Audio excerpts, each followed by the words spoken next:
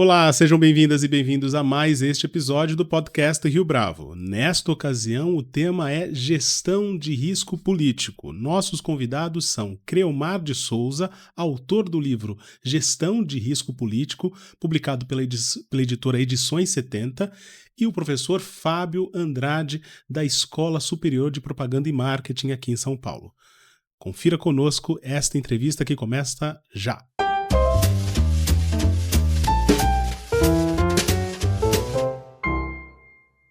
Creomar de Souza, é um prazer tê-lo aqui conosco no podcast Rio Bravo. Muito obrigado pela sua participação. É um prazer estar aqui com vocês, com dois amigos, com duas pessoas que eu admiro intelectualmente, e eu creio que a gente vai ter uma conversa muito produtiva. Fábio Andrade, é um prazer tê-lo aqui conosco no podcast Rio Bravo. Muito obrigado pela sua presença. Eu que agradeço o convite, Xará. É um prazer sempre falar contigo e vai ser um prazer dividir a mesa hoje com o Creomar. Muito bem. Eu queria começar perguntando um pouco da trajetória de vocês, que me parece ao mesmo tempo similar. É possível traçar paralelos, mas ao mesmo tempo existem algumas nuances, algumas diferenças. Primeiro com o Creomar, que estudou História. Isso. E depois migrou para essa área que me parece até hoje um tanto mística, em alguns sentidos, né, da ciência política. Fala pra gente um pouco dessa história, Creomar. Acho que a primeira coisa, o lado bom de estar na mesa com o Fábio, que aí a gente já vai trabalhar juntos na desmistificação da reflexão sobre ciência política, mas te agradeço o espaço, Fábio, a pergunta para iniciar.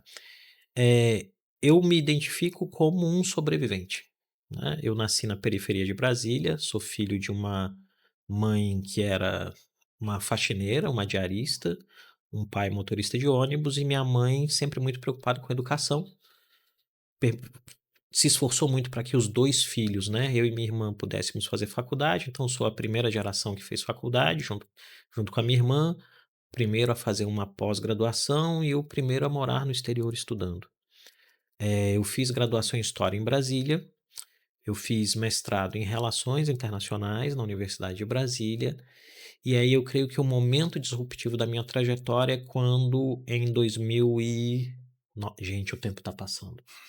Você tá jovem também, mas para mim a barba branca aqui.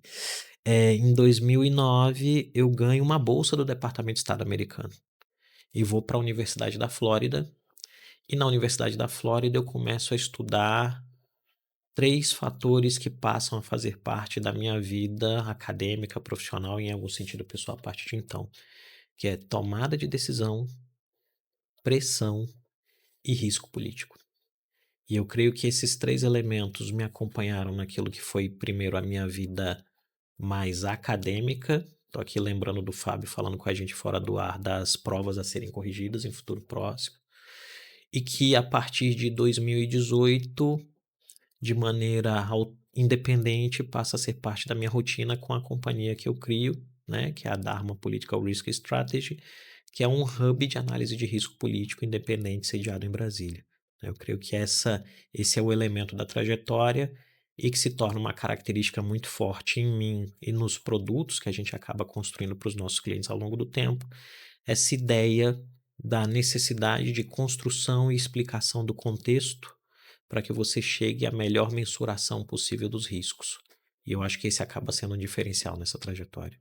Fábio, o motivo que eu estabeleci esse paralelo entre a sua trajetória e a trajetória do Creomar tem a ver exatamente com essa passagem pela universidade aqui no Brasil e também pela formação no exterior. Conta para o nosso ouvinte, para quem está nos acompanhando, um pouco dessa trajetória. Eu acho que eu vou dar um passo atrás. Eu não tenho coragem de dizer que eu sou um sobrevivente, mas eu sou alguém que precisou se adaptar muito na vida para conseguir chegar onde eu estou agora. Então, também sou oriundo da Zona Leste de São Paulo, de uma região periférica, filho de torneiro mecânico com datilógrafa. Ambos, na época, não tinham ensino médio, foram concluir depois de aposentados.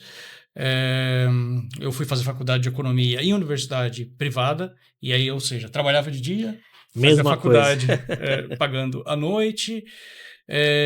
Na faculdade tive a oportunidade de ser picado por um bicho interessante, que é o bicho de dar aulas, né?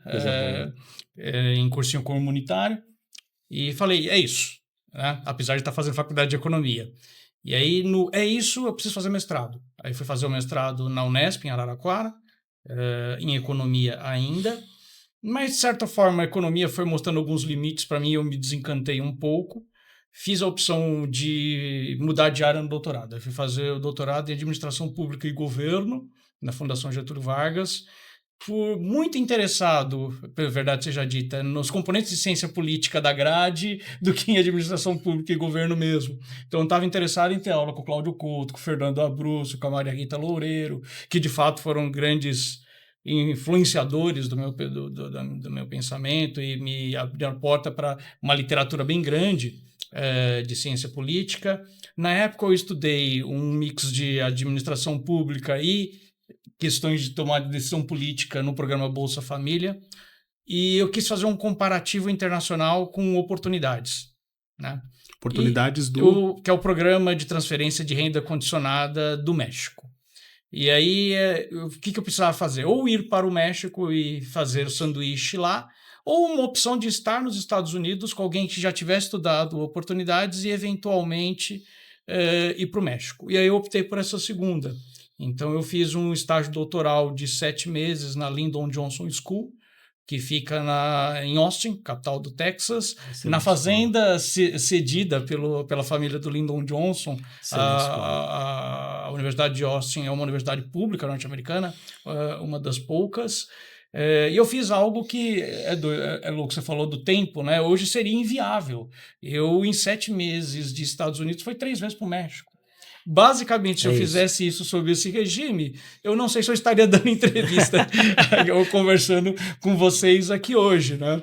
E fui 3 vezes para o México, onde eu fiquei instalado parte na cidade do México e parte na cidade de Jalapa, capital de Veracruz, onde eu consegui entrevistar alguns atores, tanto políticos quanto técnicos, responsáveis pela implementação de oportunidades. E isso acho que me deu uma bagagem de ciência política. Eu transitei em diversas universidades, hoje eu estou na SPM, e desde quando eu entrei, curiosamente, eu tive a oportunidade de conversar com a atual diretora acadêmica, que é a professora Denilde Roshacker, da gente montar um núcleo de estudos de políticas públicas, que se chama Legislab. E lá eu estou desde 2019.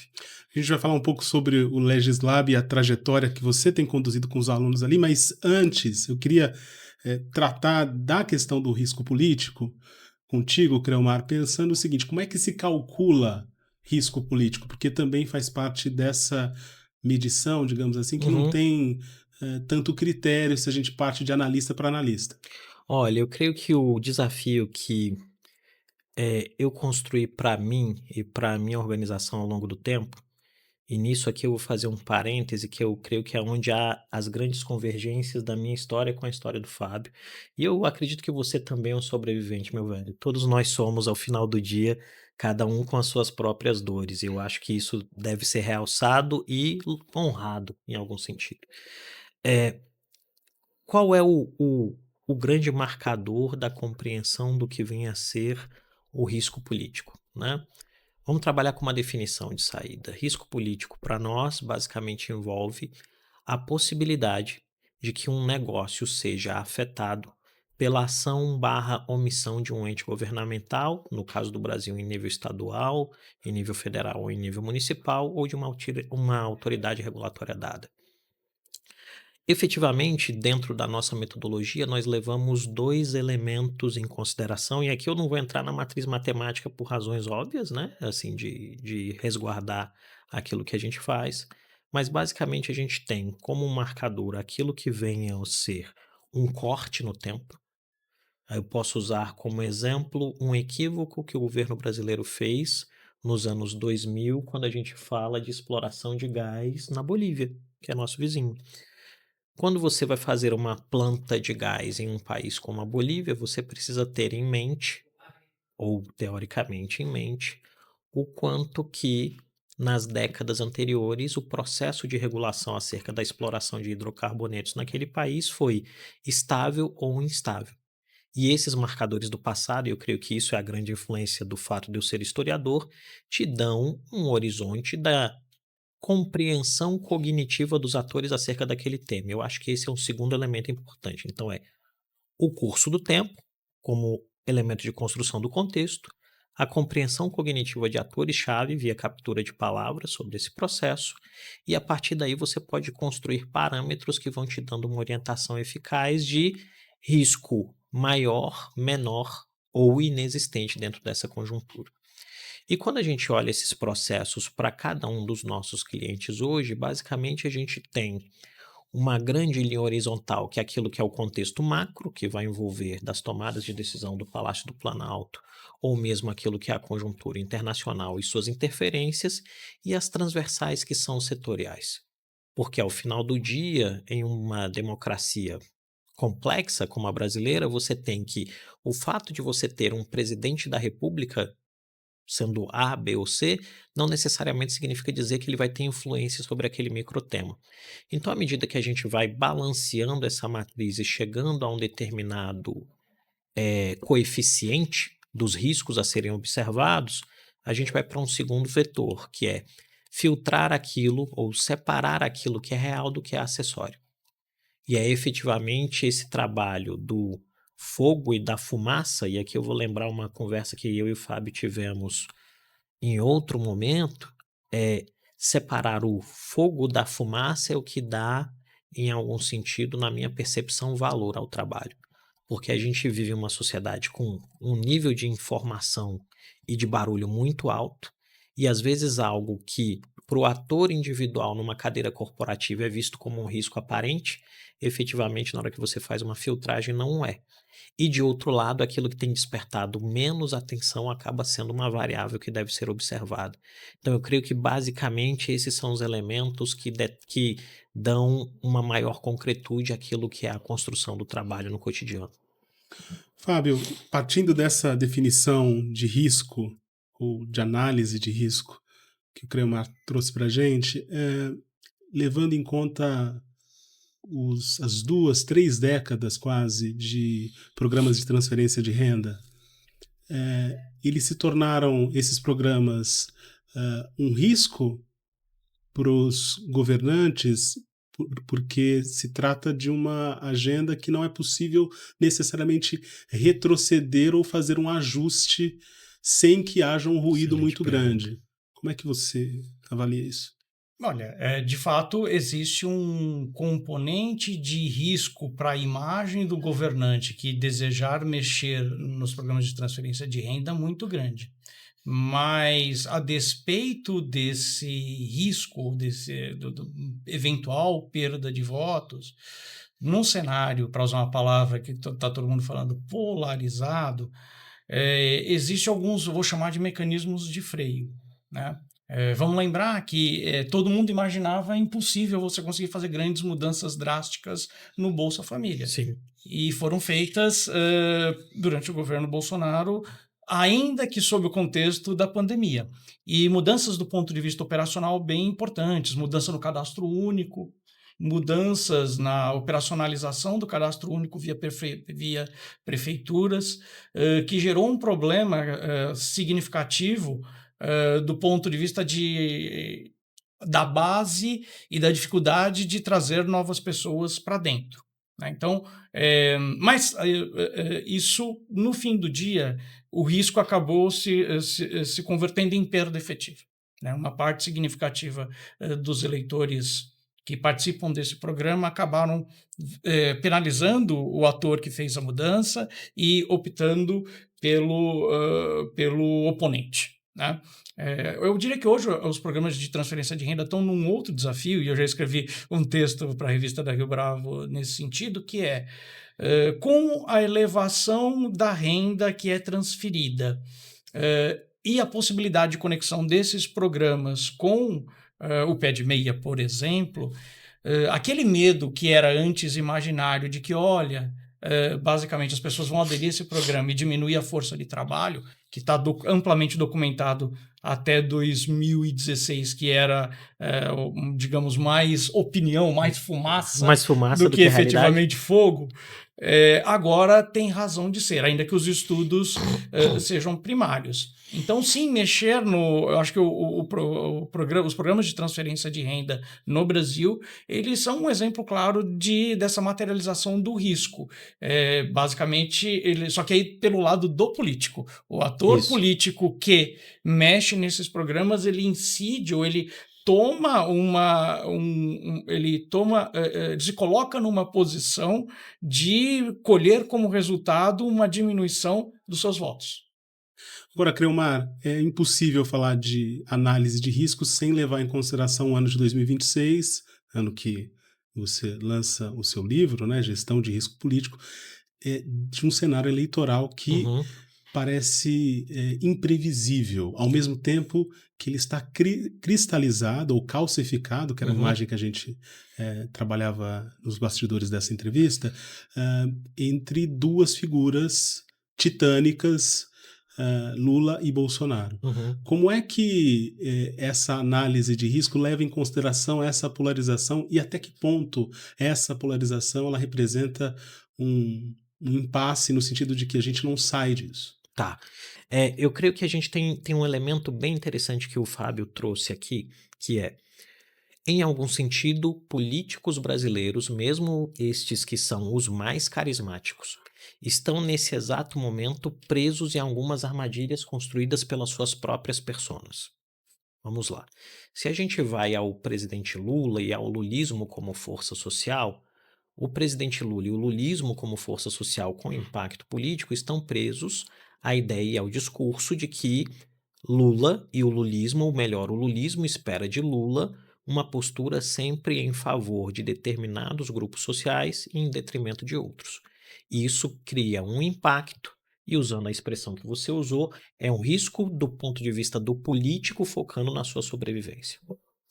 Quando a gente vai ao bolsonarismo como movimento político, e aí não importando se o candidato é Jair, Flávio, Eduardo ou Carlos nesse exato momento, a gente tem uma outra variável que é importante. Eles também se tornaram reféns, em algum sentido, de elementos construídos pela sua própria personalidade. E esta persona, basicamente, faz com que o bolsonarismo, como grupo de apoiadores, espere de Bolsonaro ou do Bolsonaro da ocasião um determinado tipo de postura, ação ou posicionamento, que a gente pode trazer um tema que é muito recorrente no discurso, por exemplo, segurança pública. Tem que ser uma posição mais dura, mais rígida de enfrentamento ao crime. Qual é o dilema dessas duas posições para o país? E aqui eu vou tomar a liberdade de levar a pergunta para um outro lugar. E se você achar que está errado, você me corrige, o podcast é seu, a gente volta. À vontade. Vou levar isso para um outro lugar. Qual é o problema disso para o restante da sociedade? Isso quer dizer, aquele pedaço da sociedade que não está com Lula, o pedaço da sociedade que não está com Bolsonaro e o ambiente de negócios que, teoricamente, não tem partido. É que, efetivamente, estas posições hoje interditam o debate ao tornarem o processo eleitoral plebiscito sobre as próprias personas. Então, assim, se Lula for candidato à reeleição, uma eventual vitória, no fim, é um plebiscito acerca do legado que Lula representa na história da nova república.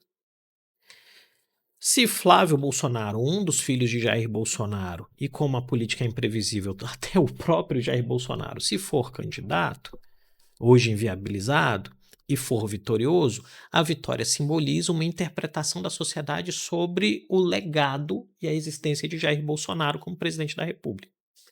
O problema é que estas posições, e aqui a gente vai trazer esse conceito que é o conceito mais atual, né, que é o conceito da calcificação, tratado pelo Trauma e pelo Felipe Nunes, é que isto coloca a tomada de decisão, aí aqui eu vou trazer um pouquinho da minha biografia, um pouquinho da biografia do Fábio, isso faz com que a tomada de decisão em temas relevantes fique estagnada.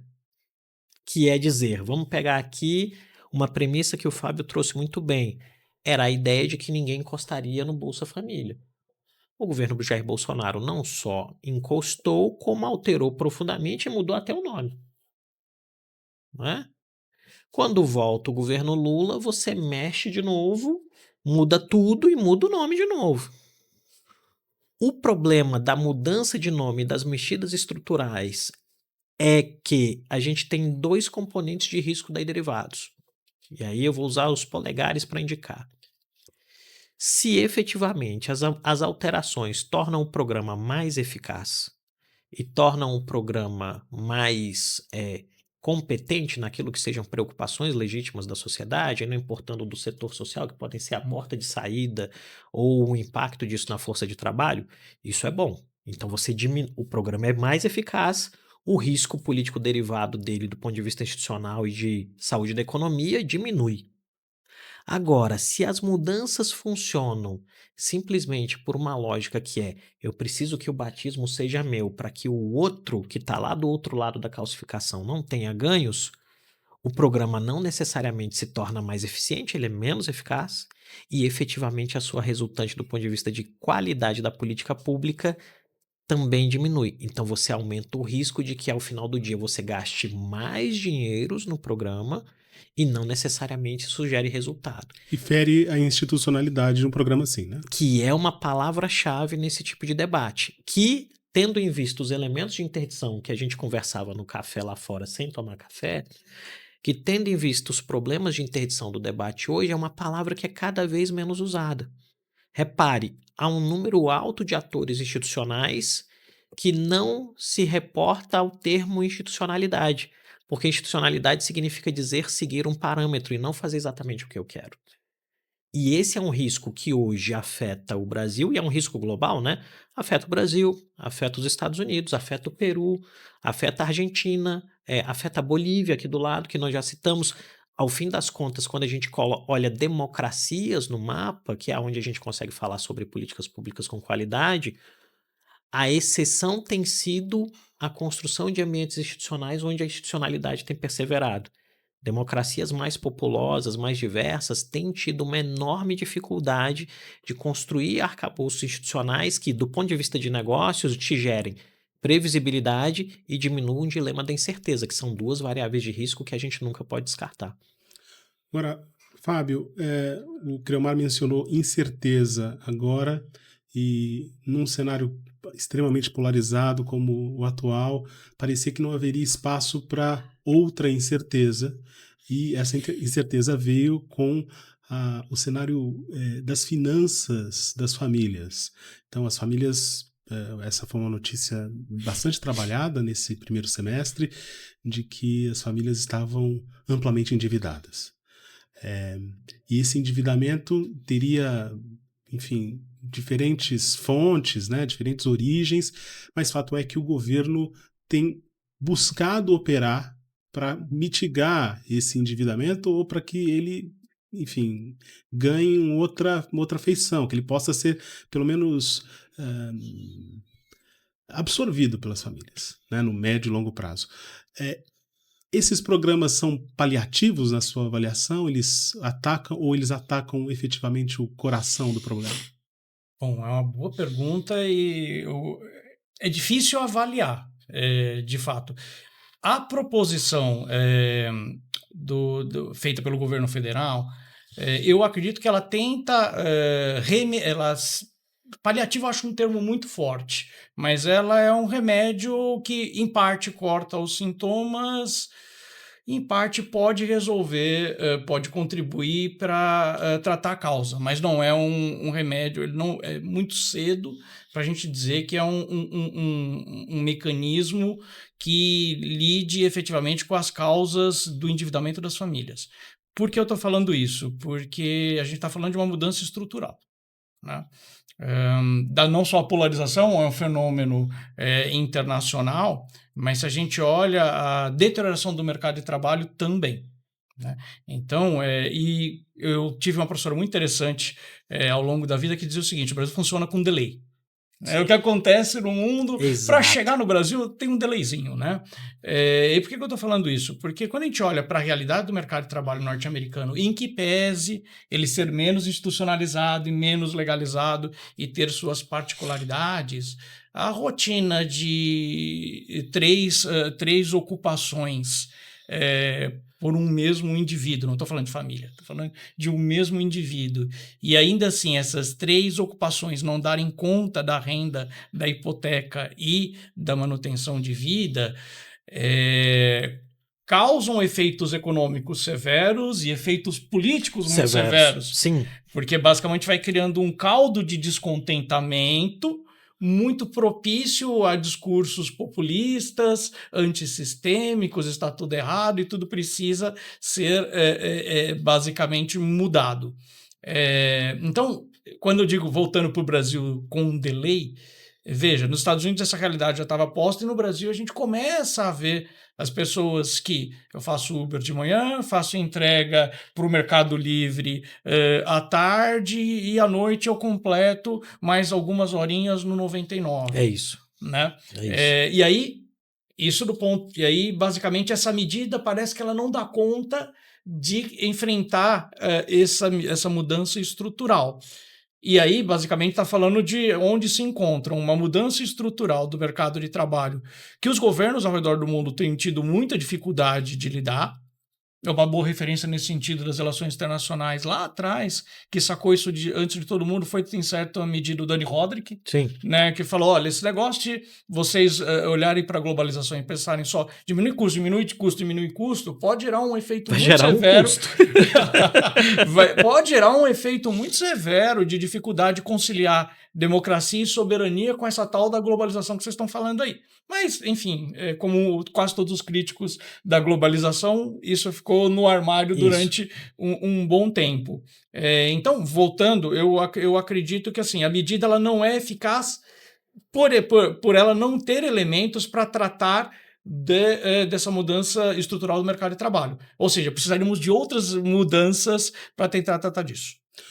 O Fábio mencionou aqui a palavra que de 2018 para cá, ou ainda de 2016 para cá no mundo, ganhou a imaginação dos jornalistas, dos analistas políticos, que é o antissistema. Uhum. Há espaço ainda para o discurso e para políticos antissistema numa eleição como esta de 2026, Creomar? Nossa, essa é uma pergunta muito boa, Fábio, porque ela vai me remeter a uma outra conversa, que era uma conversa pré-entrada no ar. Peço desculpas para quem está nos assistindo por fazer tanta referência a essa conversa pré-programa, porque ela realmente foi muito boa. Vamos entender o seguinte, eu creio que esse é um elemento, trabalhando de Brasil primeiro e depois a gente vai em outros lugares, vou me aproveitar da sua fala, que eu acho que foi muito boa, como sempre. Quando a gente pega um país como o Brasil, em que a experiência democrática não está de fato no nosso DNA, né? O Brasil não nasce democracia, o Brasil se torna democracia em períodos específicos, com limitações, e hoje a gente tem uma democracia que é mais inclusiva, talvez o período mais inclusivo democraticamente da nossa história. Da metade do século XX para cá, nós tivemos pelo menos em 3 oportunidades a repetição de um fenômeno, né, que era a vitória eleitoral de um candidato cuja plataforma era antissistêmica, mesmo ele sendo alguém de dentro do sistema. E aqui eu estou fazendo referência direta a Jânio Quadros, nos anos 60, a Fernando Collor em 89 e a própria figura do Jair Bolsonaro em 2018. O que os 3 tinham em comum? Os 3 eram pessoas do mundo político. Os 2 primeiros governadores, o terceiro deputado federal. O outro traço que eles possuem em comum, eles questionavam a legitimidade das coisas e se colocavam diante da realidade dizendo, essa realidade me indigna. Me dê o seu voto eleitor porque eu transformarei essa realidade. E transformar a realidade é romper com a regra comum. E a regra comum é vista como negativa. Em algum sentido, os 2 primeiros fracassaram. O Jânio fracassa na ideia de que vou renunciar porque as pessoas vão olhar para o meu vice que é tido como comunista e vão me chamar para voltar. Ele fala, gente, estou renunciando. As pessoas olham e falam, vai lá, boa campeão, pode ir embora. Fernando Collor assume uma postura de, em um ambiente que ainda não tem as forças políticas consolidadas, dizer, vou tentar agir não estando com a direita nem a esquerda. Tem uma frase ótima dele que é, em 3 meses a direita estará surpreendida e a esquerda estupefata, algo do gênero. O Collor era muito bom de frases de muito impacto, né? Sofre o impeachment. E aí a gente tem Jair Bolsonaro, que não sofre o impeachment porque um dos seus assessores entende como a máquina funciona e cria as emendas parlamentares, mas é o primeiro presidente desde a reeleição a perder uma reeleição. E por que perde? Por alguns elementos que o Fábio muito bem disse na primeira resposta, né? Ele altera a dinâmica de uma série de programas e ele muda a percepção de bem-estar das pessoas e esses votos vão para outro lugar. E voto é cesta, gente. Quem tem mais ovo na cesta leva, né? Voltamos para 2026. Há espaço para um eleitor, para um candidato antissistema no Brasil? Há. Por quê? Porque ser antissistema ativa emoções negativas e o eleitor brasileiro, assim como o eleitor americano, assim como eleitores via de regra, nessa dinâmica hiperinformacional das redes sociais, estão propensos a externalizar emoções negativas. E a grande vantagem do candidato antissistêmico é porque ele não tem comprometimento com nenhum elemento da regra do jogo e ele pode fazer algo que é fundamental numa sociedade. Eu gostei muito da resposta do Fábio para a sua pergunta anterior, quando ele disse assim: olha, é um termo forte, porque uma resposta profunda de um tema complexo nunca é simples.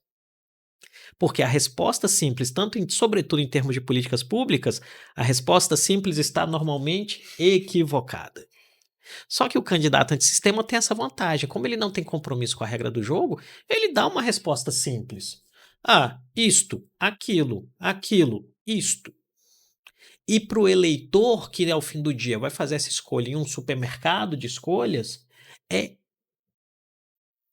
cognitivamente mais fácil fazer essa escolha. E isso joga um desafio para quem não se considera antissistêmico, que é falar das questões que impactam a vida real das pessoas sem que isso pareça chato.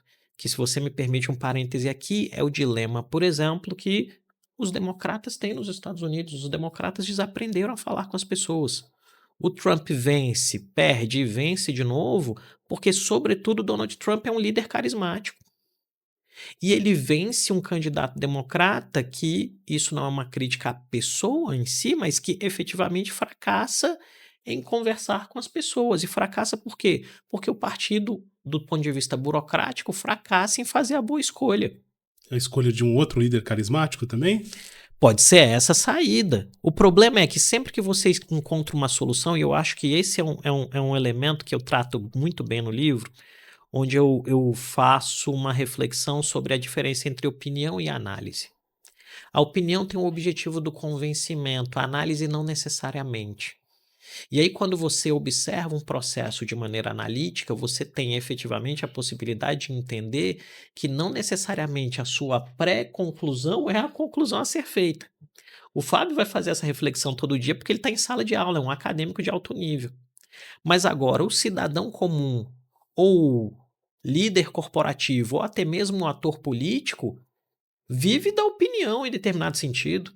E à medida que ele vive da opinião, é muito complexo estar em uma sala e dizer, cara, eu estou errado. E à medida que ele não diz que está errado, ele banca uma escolha, mesmo que essa escolha no futuro se mostre equivocada ou alimente um risco para ele. Veja o dilema, por exemplo, que a direita brasileira como um todo tem hoje.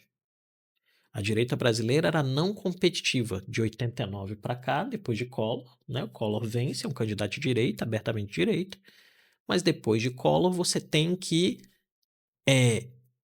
o experimento político de Fernando Henrique Cardoso é muito mais um experimento centrista, progressista, tentando dialogar com todas as forças, mas não conservador, um social-democrata, não um conservador. Você tem Lula ganhando eleições, Dilma ganhando eleições, e aí você tem Bolsonaro. Bolsonaro consegue fazer aquilo que a direita não conseguia, ter uma liderança que falasse diretamente com as pessoas. O problema é que, à medida que você tem esse elemento positivo, você tem um elemento negativo, que é o histrionismo, que é um dado de lideranças carismáticas em alguns tipos de perfis. Quando você chega em 2026, você tem que a direita ter uma opção. Eu fico embaixo do guarda-sol do Bolsonaro com suas vantagens e desvantagens, ou eu me aventuro. O que essa direita tem de lição de tempo recente sempre que ela saiu do guarda-chuva do Bolsonaro? foi para debaixo do caminhão. Que é um fenômeno, por mais interessante que possa parecer, que aconteceu com a esquerda brasileira. Quem na esquerda brasileira que saiu debaixo do guarda-sol do lulismo teve vida? Não teve, foi fustigado pelo sol, foi atropelado pelo caminhão. Não importa se foi Ciro Gomes, Marina Silva, qualquer outro nome, não há viabilidade. Por quê? Porque essa é uma sociedade muito passional e que, por não ter no seu nascimento um componente de institucionalidade robusto, ela compra a ideia de uma liderança carismática. Aí quem está assistindo vira agora e fala: ah, Creomar, mas como você explica os Estados Unidos? Exatamente, eu ia perguntar isso. Aí essa eu vou deixar para o Fábio, brincadeira. Mas, efetivamente, como a gente explica o que está acontecendo nos Estados Unidos? A gente explica isso por um elemento que estava na fala do Fábio aqui, que é, em algum sentido, quando a institucionalidade deixa de estar direcionada para a geração de valor às pessoas e ela passa a trabalhar na geração de valor para si mesmo. E isso vai afastando as pessoas. É a ideia da citação da literatura de que, olha, se a gente for pensar a globalização só por eficiência, só por quem está globalizado, a gente tem um efeito rebote que é quem não vai conseguir subir no bonde. E eu, em 2016, quando fui observador convidado da eleição que resultou na primeira vitória do Trump, eu via os democratas fazendo os seus comícios no interior de Ohio e, efetivamente, eles não conseguiam atrair multidões. Eles atraíam convertidos.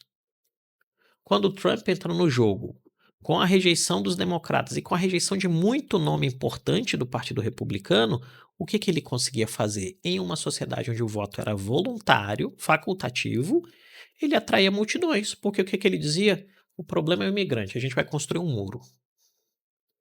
Ah, o problema é que a gente está bancando muito esses aliados europeus, eles vão ter que pagar a conta. Para todo problema hipercomplexo que envolvia a globalização, as relações internacionais, você tinha uma pedrada muito objetiva. E a pedrada em um ambiente competitivo eleitoral funciona. E vence a eleição. Então a gente tem hoje, em uma sociedade que globalmente está pululada de incertezas, em todo o espaço onde você tem uma competitividade eleitoral, a possibilidade de que esse tipo de liderança borbulhe e diga com uma pedrada como resolve a realidade. O problema é que a realidade é um muro intransponível. Então, quando esse indivíduo tem um exercício do poder, a realidade vai batendo nele. E aí você tem que viver de elemento de diversionismo para elemento de diversionismo, criando o caos da semana para as atenções estarem direcionadas a outros lugares. Né? E esse me parece ser o desafio. Fábio, como é que se avalia esse cenário de alto risco político e levando em consideração esse discurso antissistema nessa experiência do Legislab que você coordena na ESPN? Bom, vamos lá. É que a gente olha para o legislativo. Provavelmente o risco do legislativo seja uma área em que, sobretudo, empresas grandes tentam não ficar expostas. Isso. Como? Atuando com uma palavrinha que no sentido comum é maldita, mas no meio técnico é plenamente aceitável, que é lobby. Né? Então, basicamente as empresas grandes, o que elas, as empresas multinacionais, mesmo empresas nacionais de capital maior, elas tendem a ter um especialista formado em ciência política, em relações governamentais, direito, que vai mapear setorialmente quais seriam, digamos, os fatores em que ela está mais exposta por ter maior relação com o governo ou por ser mais regulada, e vai contratar provavelmente um escritório de relações governamentais e falar: monitora para mim Câmara dos Vereadores, Assembleia Legislativa e Governo Federal, e a Câmara dos Deputados Federal, se não tem nada vindo aí que possa me surpreender. Tem algo que pode nos surpreender, nos impactar negativamente, tá ok. Então quem são os atores chaves, quais os gabinetes que a gente precisa bater, quais as portas da sociedade civil que a gente precisa bater para efetivamente nos precavermos. Só qual que é o problema, Xará, e eu queria também ouvir o Creomar. Me parece que existe esse componente de risco,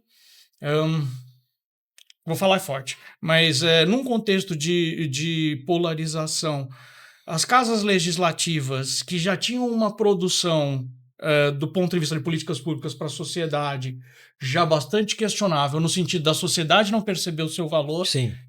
se tornar ainda mais, na visão da sociedade, ineficientes. Isso. Bom, e não é toda empresa grande que consegue, não é toda empresa que é grande a ponto de ter um profissional de Helgov e ir lá e bater num escritório de Helgov e falar, me proteja. Né? Então, eu diria assim, que as pequenas organizações, as pequenas empresas, o MEI, o Simples Nacional, negócio até de faturamento interessantes, mas que não estão muito bem organizados, acabam tendo, eu vou usar a sua terminologia, a fumaça e o fogo. Isso. Eles olham para a fumaça do governo federal e pensam, não, a bomba vai vir dali, vai vir do Executivo Federal, não, a bomba vai vir do governador, não, a bomba vai vir do prefeito. E não vem. Vem da onde? Vem do legislativo. Isso. E aí esses caras estão, de certa forma, são pegos no contrapé. Então, para usar a terminologia de risco, um complicador todo nesse debate é que muitos tomadores de decisão acabam esperando o fogo da onde o fogo não vai vir. Não vai vir, Eles esperam que, basicamente, eles vão ser surpreendidos positivamente ou negativamente do Poder Executivo, quando, na verdade, vem do Legislativo. E, como muitos deles não têm estrutura para estar precavido, quando vai ver o impacto já aconteceu. E aí, pode ser repetitivo, mas vou voltar para a minha chave, e isso é mais... Vou usar bem uma linguagem popular. É mais uma flecha em São Sebastião. Né? Porque o que acontece? Esse cidadão, ele já está... Cidadão ou empresário que não tem uma estrutura muito profissionalizada e de capital com fluxo de caixa significativo, ele já se vê apertado pelos impostos, ele já se vê apertado pela legislação trabalhista que ele diz, e de fato... para esse pequeno produtor ou para um produtor até médio é custosa, é difícil de conseguir diluir isso nos custos, ele vê no ambiente político mais efetivamente fatores negativos do que positivo, e ele acaba se tornando mais um personagem que pode engrossar o caldo dos descontentes ou dos favoráveis a políticos antissistêmicos. Uma última pergunta para os dois, e eu queria que vocês dissessem com toda sinceridade, até porque eu não vou perguntar dos assuntos mais óbvios, né? Então, tirando a eleição de 2026 e tirando a performance da seleção brasileira na Copa do Mundo, quais são os principais fatores de risco deste ano? Poxa, eu queria falar da performance da seleção brasileira, não queria? Eu adoraria. Antes esse programa vai ao ar antes da estreia da seleção brasileira. Então tá bom. Olha, eu creio que a gente tem aqui, aproveitando esse gancho da reflexão sobre a qualidade da institucionalidade, porque quando a gente está falando do legislativo, eu acho que eu tenho certeza, na verdade, que é o espaço onde a institucionalidade se faz mais presente. Seus sucessos são menos percebidos, porque ela não incomoda quando ela está aprovando algo que resolve a vida, mas os fracassos são muito pesados. Então, eu creio que uma variável de risco a ser acompanhada é a eventual degradação da qualidade da institucionalidade em todos os níveis da União, federal, estadual e municipal. Acho que essa é a primeira. Porque a partir dessa a gente tem outras que também se colocam como importantes, e eu creio que uma delas é a própria alteração da percepção de segurança que o cidadão médio tem em qualquer cidade brasileira, né? Segurança pública é um dilema, o crescimento do crime organizado é um dilema, mas efetivamente o que torna esses dilemas maiores ou menores é a segurança ou a violência percebida, porque a violência sentida é aquela que está registrada nas estatísticas, mas a percebida é aquela que faz com que a mãe não queira sair de casa às 5 da tarde, porque ela acha que é perigoso. Então ela vai ficar com os filhos, ela não vai no supermercado, o cara do supermercado não vende, então ele tem que mandar alguém embora. Eu creio que essas duas variáveis são muito importantes do ponto de vista doméstico. E do ponto de vista internacional, é tudo aquilo que envolve água e energia. Né? Efetivamente, a posse por recursos hídricos e efetivamente os corredores, principalmente nos gargalos logísticos dos grandes canais de transmissão de energia. Acho que isso se coloca como um grande desafio que, nos dois tópicos em específico, Se o Brasil diminuir um pouquinho de senso interno e construir agendas positivas, podem se tornar boas oportunidades para nós. Fábio. Do ponto de vista doméstico, me preocupa muito nesse momento de tempo a gente jogar fora o bilhete premiado que a gente tem dos minerais raros. Sim. Isso me preocupa muito. Acho que mais do que uma discussão sobre estatais, nós deveremos estar, nesse momento do tempo, pensando em uma legislação talvez voltada à agência reguladora e, sobretudo, fundo soberano. Mas me parece passar ao largo da preocupação de todos os atores envolvidos na discussão de minerais raros. É um bilhete premiado, mais um na história brasileira, que parece que vai ficar debaixo do travesseiro. E esse ponto é importantíssimo, porque se você for pensar, por exemplo, vamos pegar só fundo soberano, né? A sociedade brasileira hoje me parece refém de um paradoxo que não existe. De um ponto de vista muito técnico, quer dizer, o Brasil pode explorar petróleo, o Brasil pode explorar terras raras, mas como fica a proteção do meio ambiente, como ficam as regulações ambientais? Não há paradoxo, né? Países, isso é provado por experiência internacional, países que estão avançadíssimos na consolidação de economias de baixo carbono são países que se utilizam da exploração de hidrocarbonetos para fazerem poupança. Aqui vamos dar nome aos bois, é a Noruega. Explora-se petróleo no Mar do Norte desde os anos 60, se criou um fundo soberano com a dinheirama que saiu, a sociedade tem uma situação muito privilegiada no que envolve a construção de cidade limpa, de um país limpo do ponto de vista ambiental, e mais do que isso, eles investem até algum dinheiro em países como o Brasil. A questão para o país é, por que não?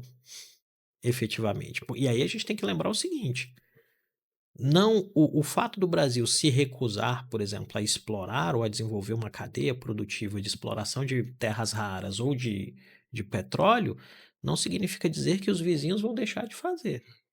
Então a gente vai relegar um pedaço da sociedade brasileira a uma condição que é muito paupérrima, porque a conta não fecha, e o vizinho vai estar prosperando. Tem um efeito nisso do ponto de vista prático, que eu acho também que, como a gente está com um debate interditado, né? E aí eu fiz uma conversa dia desses com o ex-governador Paulo Artung e a ex-ministra Isabela do Meio Ambiente, que eles diziam, em uma sociedade com debate interditado, a gente não está entendendo nem quais são as regras da conversa. Isso tem que ser superado para a gente não perder o bilhete premiado, né? E tá aí, aproveitando o jargão do mais uma flecha em São Sebastião, vou usar mais uma. Cavalo selado só passa uma vez.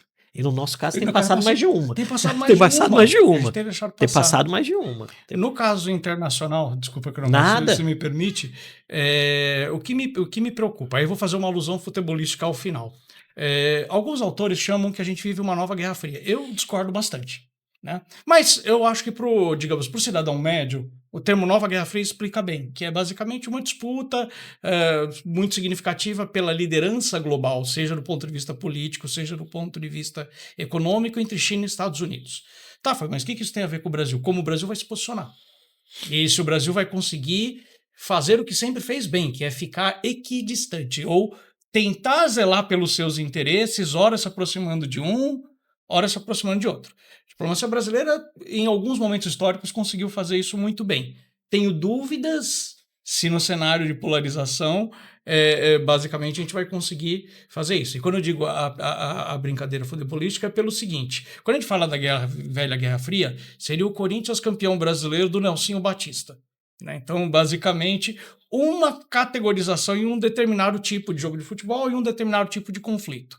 Quando a gente fala da disputa China e Estados Unidos atual, primeiro que não é tão direto entre os dois, tem outros meios, então a gente está falando de um campeonato talvez mais disputado, e aí basicamente seria mais correto a gente pensar em algum time do Tite, ou de 2011 ou de 2015. Então, uma disputa, times que jogavam futebol mais elaborado, e agora uma disputa que envolve elementos mais elaborados. Se a velha Guerra Fria a gente via crash militar e bélico, agora as dimensões são muito mais em outros sentidos. Tecnologia. Sim. E aí volta para a questão dos minerais raros. Como é que vai ser processado?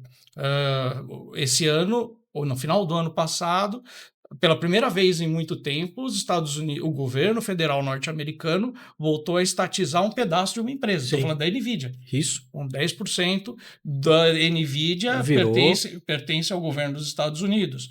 A operação de compra que aconteceu de uma mineradora em Goiás, que me salva o nome agora. A mineradora que comprou também é uma mineradora com boa parte do capital do governo federal dos Estados Unidos. Então, é uma disputa com outros meios. E aí eu tenho dúvida, e isso eu acho que é um fator de risco, quanto o Brasil está entendendo esse jogo no meio da polarização que nós vivemos internamente, o quanto o Brasil vai conseguir se posicionar.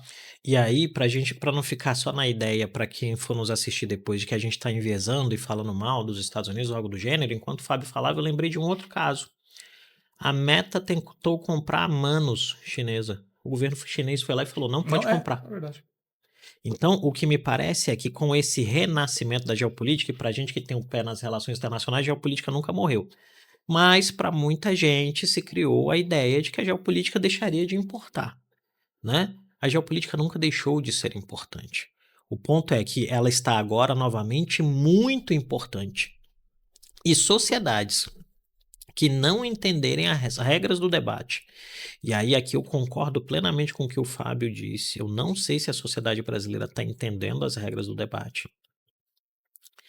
Correm o risco de ser colocadas em uma posição muito periférica.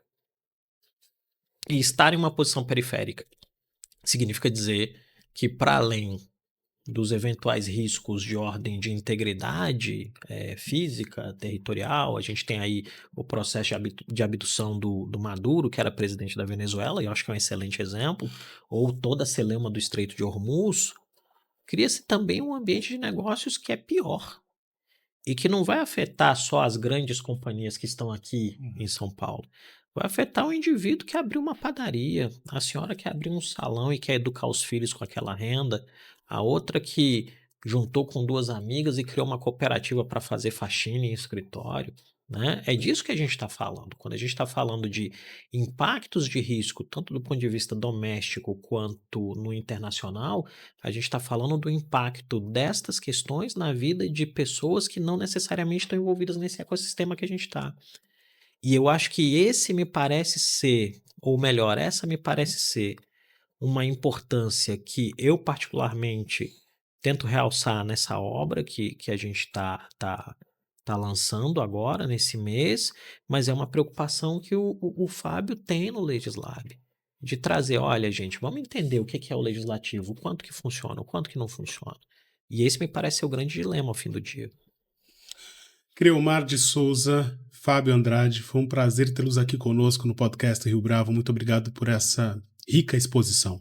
Muito obrigado, foi um prazer enorme mesmo. Muito obrigado. Chegamos ao final de mais este episódio do podcast Rio Bravo. Fique conosco e até a próxima.